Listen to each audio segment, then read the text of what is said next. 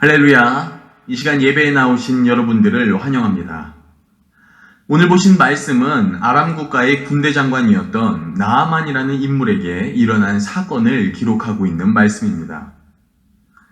원래 이 나아만이라는 인물은 아람 왕으로부터 굉장히 총애를 받던 자였습니다. 왜냐하면 일전에 하나님께서는 이 나아만 장군을 통하여 아람 국가를 구원하신 적이 있었기 때문이었죠. 근데 오늘 본문에서는 이렇게 국가를 구하고 또 왕으로부터 깊은 총애를 받던 그가 그만 나병이라는 심각한 병에 들고 맙니다. 그리고 바로 그때 나아만 곁에 있던 한 소녀가 이 나병을 치료할 수 있는 방법에 관한 이야기를 그의 아내를 통해 전해주게 됩니다. 이 소녀는 본래 이스라엘 사람이었는데 나아만 장군의 아내를 수종드는 역할로 인하여 곁에 있던 아이였습니다. 그래서 이 소녀는 나아만 장군의 아내에게 사마리아에 있는 예언자, 곧 엘리사를 만나면 나병을 고칠 수 있을 것이라는 내용을 전해주게 됩니다. 때문에 이를 들은 나아만의 아내는 곧바로 나아만에게 이 소녀의 이야기를 전해줍니다. 그리고 이를 들은 나아만 역시 다시 자신의 왕에게 이러한 사실을 알리게 됩니다. 그러자 이 내용을 들은 아람 왕은 흔쾌히 북이스라엘 왕에게 나아만과 관련된 일을 잘 협조하여 해결해 줄 것을 요청하는 편지를 쓰게 됩니다. 그래서 나아만은 자신이 준비한 답례품과 왕의 친서를 들고 이스라엘로 향하게 되면서 오늘의 말씀은 끝이 나게 됩니다. 여러분들께서는 오늘의 말씀을 어떻게 보셨습니까? 저는 오늘 본문을 살펴보는 가운데 특별히 이 나아만 장군과 관련하여 한 가지 흥미로운 점을 발견하게 되었습니다. 왜냐하면 오늘 본문 1절에서는 나아만 장군과 관련하여 다음과 같은 기록이 있었기 때문입니다. 바로 여호와께서 전에 그에게 아람을 구원하게 하셨음이라 라고 말입니다. 근데 제가 이러한 이 부분을 흥미롭게 여겼던 이유는 그가 몸담고 있던 국가가 아람이었으며 동시에 그가 구원한 나라도 아람이었기 때문입니다. 이 아람이라는 국가는 어떤 나라입니까? 이들은 본래 유목민족으로서 대략 BC 13세기경에 다메섹 지역에 정착한 유목민들이었습니다. 근데 이들은 시간이 지나면서 점차 이들의 언어를 동방지역의 무역 언어로 사용하게 만들 만큼 당시 무역과 관련하여서는 굉장히 뛰어난 역량을 발휘하던 곳으로 발전하게 된 국가였습니다. 그렇다면 이러한 아람 국가는 이스라엘과 과연 어떠한 관계에 놓여 있었을까요? 우리가 이에 대한 답을 알기 위해선 오늘 본문보다 앞선 열왕기상 15장 20절의 말씀을 한번 살펴볼 필요가 있습니다. 바로 베나닷이 아사 왕의 말을 듣고 그의 군대 지휘관들을 보내 이스라엘 성읍들을 치되 이온과 단과 아벨벤 마아가와 긴네렛 온 땅과 납달리 온 땅을 쳤더니. 아멘.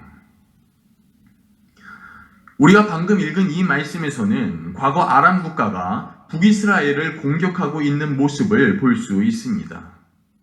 왜냐하면 당시 남유다 사람들은 전쟁 중이던 북이스라엘을 몰아내기 위해서 아람 국가에게 금과 은을 주고 이스라엘을 공격하도록 부탁하였기 때문입니다.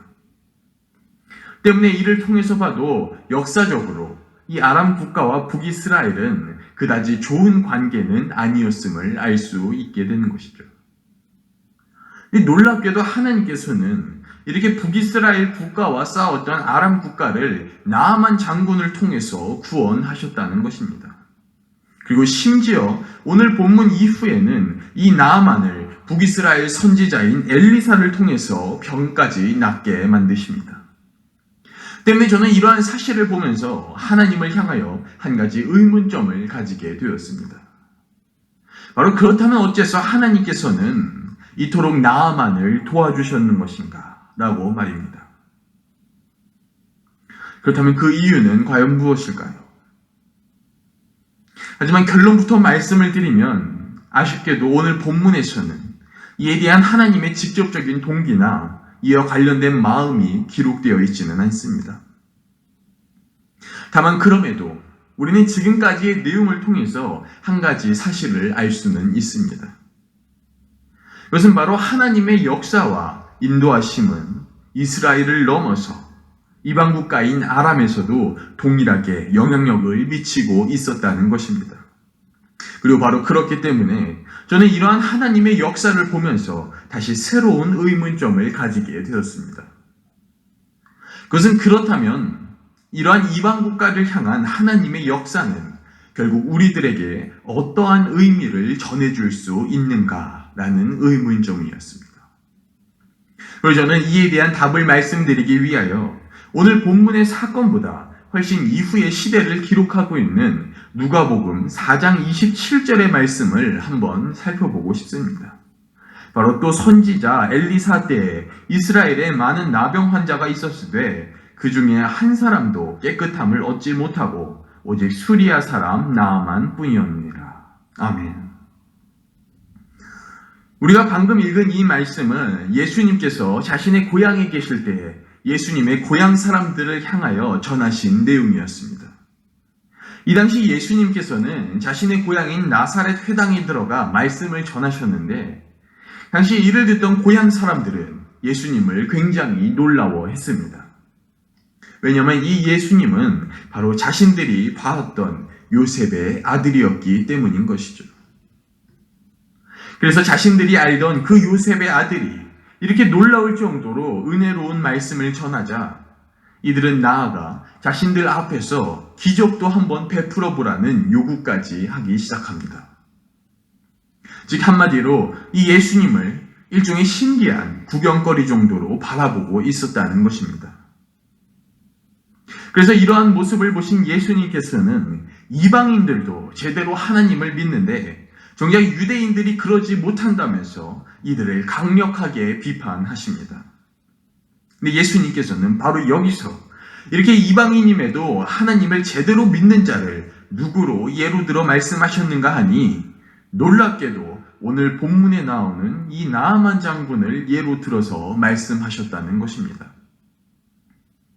때문에 만일 이러한 두 사건의 관계를 오늘 본문의 시각에서 표현을 해본다면 아마 우리는 이를 다음과 같이 표현하여 말씀해 볼 수 있을 것입니다. 바로 오늘의 사건은 예수님께서 진리를 전파하실 때에 예수님의 말씀에 힘을 더해주는 역할을 감당하게 되었다라고 말입니다.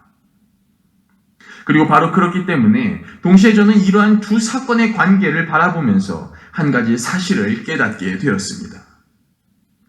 그것은 결국 오늘의 이 사건은 훗날 주님을 드러내는 곳에서 선하게 쓰임을 받게 되었다라는 것이었습니다. 그리고 또한 그렇기 때문에 저는 특별히 우리가 오늘 본문의 이 사건에 대해서 더욱더 깊은 이해와 관심을 가져야 한다고 말씀을 드리고 싶은 것입니다. 왜냐하면 생각보다 많은 그리스도인들이 하나님께서는 자신을 믿지 않는 자들에게는 역사하지도 않으시는 분이라고 생각하는 경우가 많기 때문인 것입니다. 그래서 하나님의 선한 역사는 오직 믿는 자들 안에서만 일어나고 선한 자들에게만 도움을 주시며 믿지 않는 자들에게는 아무런 역사나 도움도 허락하지 않으신다고 생각한다는 것입니다. 하지만 오늘 본문에서는 이와 관련하여 전혀 다른 방향성의 답을 우리들에게 전해주고 있다는 것이죠. 바로 하나님께서는 자신을 모르는 이방인들을 통해서도 선한 역사를 얼마든지 동일하게 일으키실 수 있다는 것입니다.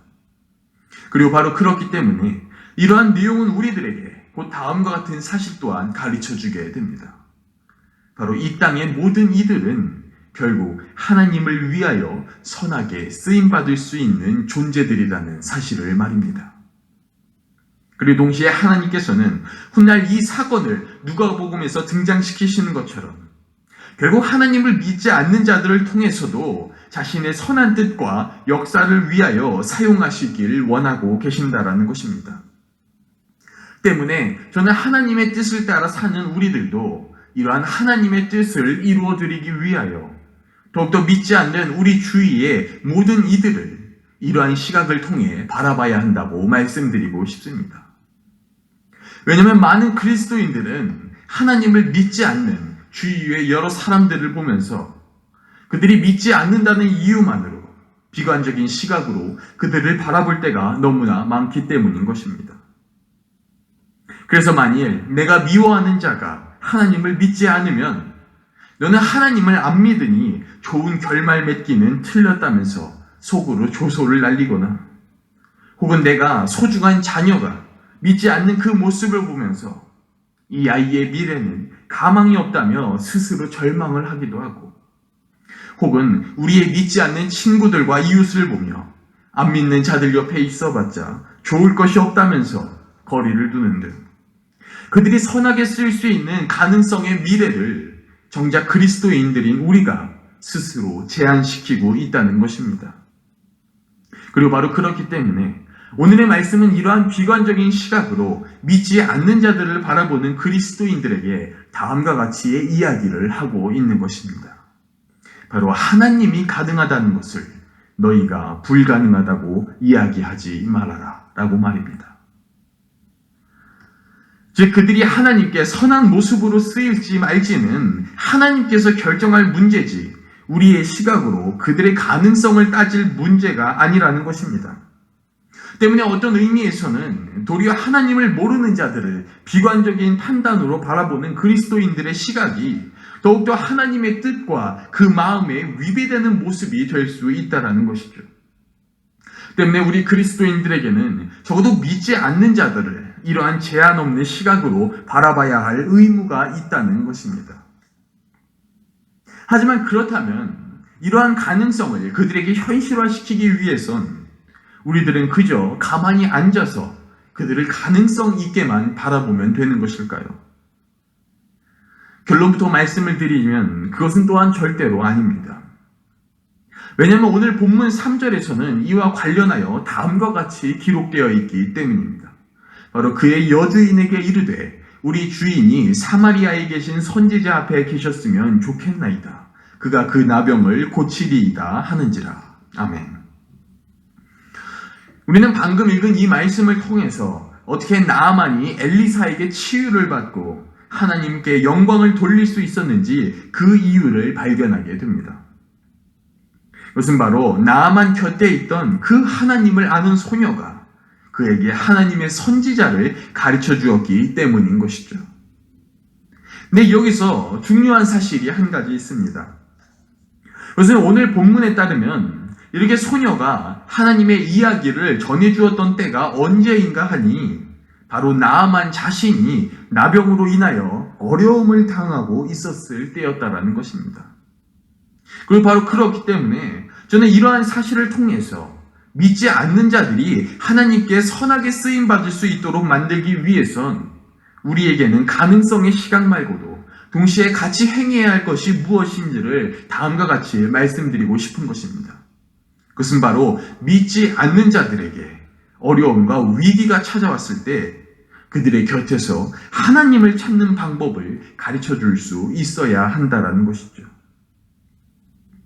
하지만 제가 이런 말씀을 드리면 만약 어떤 분들께서는 다음과 같이 대답하실 수도 있을 것 같습니다. 바로 그들이 힘든지 또 어려운지 우리들이 어떻게 아냐라고 말입니다. 물론 맞습니다. 믿지 않는 자들이 어려운지 어떤 위기를 겪고 있는지 우리들이 안다는 것은 절대로 쉬운 일은 아닙니다. 근데 우리가 여기서 한 가지 잊지 말아야 하는 사실이 있습니다. 그것은 그렇다면 오늘 본문에서 이 소녀는 어떻게 어려움을 당하던 나아만의 소식을 듣고 하나님을 전해줄 수 있었냐라는 것입니다. 저는 이에 대한 답을 말씀드리기 위하여 오늘 본문 2절 후반부의 말씀을 다시 한번 읽어드리고 싶습니다. 바로 그가 나아만의 아내에게 수종들더니. 아멘. 우리는 방금 읽은 이 말씀을 통해서 이 소녀가 나아만 장군의 아내를 수종들었다는 사실을 발견할 수 있습니다. 그리고 이러한 사실을 기반해서 볼 때 이 소녀는 어느 누구보다도 나아만 장군의 곁에서 가까이 지내고 그의 소식을 가장 빨리 듣던 사람 중 한 명이었다는 사실을 알 수 있게 되는 것입니다. 그리고 바로 그렇기 때문에 우리는 이러한 사실을 어떻게 해야 우리는 믿지 않는 자들의 어려움을 발견할 수 있는지 그 방법을 발견하게 됩니다. 그것은 바로 하나님을 믿는 우리들이 먼저 믿지 않는 그들과 가까운 관계로서 맺어져야 한다라는 것입니다. 하지만 제가 또한 이렇게 말씀을 드리면 이를 들으신 어떤 분들께서는 다음과 같이 대답하실 수도 있을 것입니다. 우리는 그들에게 다가가고 싶어도 그들과 우리는 당초에 맞는 게 없습니다. 그리스도인으로서 세상 사람들과 친해질 수 있는 공통 분모가 하나도 없어요. 물론 맞습니다. 그것도 당연히 그럴 수 있습니다.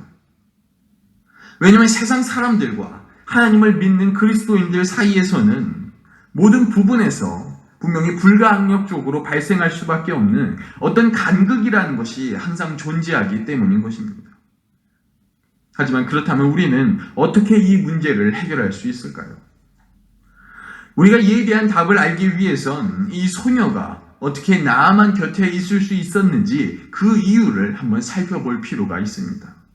그리고 저는 이에 대한 답을 말씀드리기 위하여 다시 오늘 본문 2절 전반부의 말씀을 봉독해 드리고 싶습니다. 바로 전에 아람 사람이 떼를 지어 나가서 이스라엘 땅에서 어린 소녀 하나를 사로잡음에. 아멘. 우리가 방금 읽었던 이 말씀에서는 이 소녀가 나아만 장군 가까이에 있을 수 있었던 이유를 다음과 같이 밝히고 있습니다. 바로 이 소녀가 나아만 부부의 종이 되었기 때문이었다라고 말입니다. 근데 여기서 우리가 반드시 알아야 하는 한 가지 중요한 사실이 있습니다. 그것은 이 말씀에 따르면 본래 이 소녀는 처음부터 나아만의 종은 아니었다라는 것입니다. 그렇다면 이 소녀는 왜 종이 된 것입니까? 오늘 본문 2절에 의하면 결국 아람 사람들에게 사로잡혔기 때문이었다라는 것이죠. 즉 본래 소녀는 종의 모습을 가진 자는 아니었다라는 것입니다. 하지만 여기서 중요한 것은 비록 이 소녀의 본 모습이 종은 아니었지만 그녀가 종의 모습이 되었을 때 나아만 곁에 있을 수 있게 되었다라는 것입니다. 그리고 이 소녀는 자신이 종의 모습이 되었을 때에도 여전히 나아만에게 하나님을 전했다라는 것입니다. 그리고 종의 모습으로 전한 그 하나님의 소식은 실제로 이 나아만을 변화시키기에 부족함이 없었다라는 것이죠. 때문에 저는 이러한 소녀의 모습이 결국 우리가 믿지 않는 자들에게 복음을 전할 때 무엇을 가장 우선순위로 두어야 하는지를 가르쳐준다고 말씀드리고 싶은 것입니다. 그것은 바로 믿는 우리들은 그리스도인으로서의 모습을 지키는 것이 아니라 우리들의 모습이 상하고 부끄러운 모습이 되어도 또 인정하기 싫고 바보 같은 심지어 종의 모습이 된다 할지라도 하나님을 전해주는 것이 더 중요하다라는 것입니다. 그리고 바로 그렇기 때문에 저는 오늘의 이 말씀이 우리들에게 다음과 같은 질문을 던지고 있다고 말씀드리고 싶습니다. 바로 너는 나를 위하여 믿지 않는 자들과 어떤 모습으로든 함께할 수 있겠느냐라고 말입니다. 그래서 너가 지키고 싶은 모습을 버리고 종의 모습이 되더라도 그들에게 여전히 하나님을 전할 수 있겠냐라는 것입니다. 그리고 우리는 이러한 말씀의 질문에 순종으로 응답해야 한다는 것입니다. 왜냐하면 그것이 바로 하나님께서 바라시는 마음이기 때문인 것입니다. 때문에 저는 오늘 말씀의 결론을 다음과 같은 질문으로 전해드려보고 싶습니다.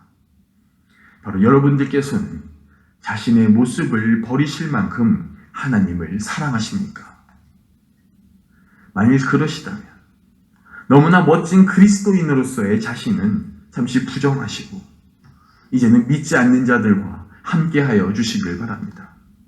그리고 그 안에서 그들의 어려움과 아픔을 발견하시고 그들에게 하나님을 찾는 방법을 가르쳐 주시길 바랍니다. 그러면 그들의 미래는 분명 하나님께 영광을 돌리는 성난 방향으로 쓰이게 될 것입니다. 그리고 이를 통하여 여러분들께서는 하나님을 기쁘시게 해드리는 것입니다. 그래야 여기 계신 모든 분들께서는 여러분이 사랑하시는 그 하나님을 위하여 자신을 부정하고 믿지 않는 자들에게 다가가 복음을 전하심으로 그들에게는 구원의 소식을, 그리고 하나님께는 기쁨을 전해주시는 분들이 되시길 간절히 축복하겠습니다.